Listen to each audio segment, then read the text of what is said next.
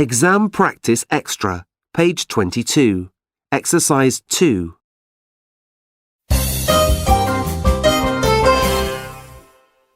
Good afternoon, and welcome to this special Valentine's Day programme on love. Today we're talking to Sandra Holloman about her Valentine's Day dating experiences. Sandra, good afternoon, and welcome to the programme. Thank you. I understand that you've had quite a few dating experiences, Sandra, some more interesting than others. Can you tell us a bit about one of them? Yes, certainly.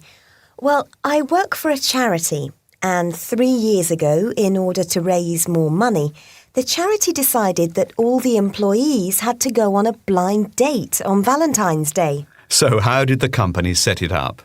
Well, everyone had to fill in a form.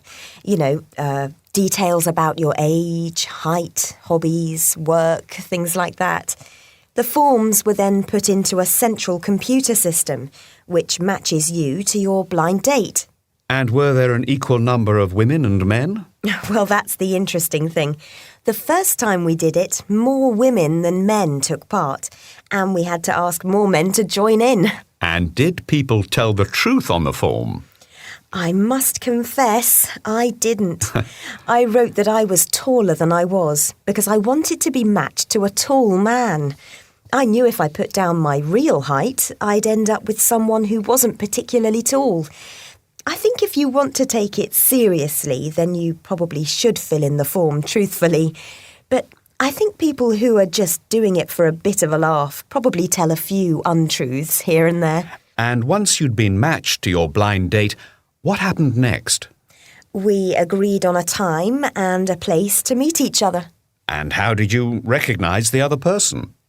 For example, I agreed to wear a red rose in my jacket on my first date, and I asked the man I was meeting to bring one too. And what was your first blind date like? Well, we'd agreed to meet in a local pub, and when I got there, I couldn't believe it. There was this scruffy-looking guy there with a cigarette in his mouth, and I thought, I hope that's not him. But it was. We ended up having a really good evening, and we got on really well together. We saw each other for a few weeks after that, but then we just drifted apart and stopped seeing each other.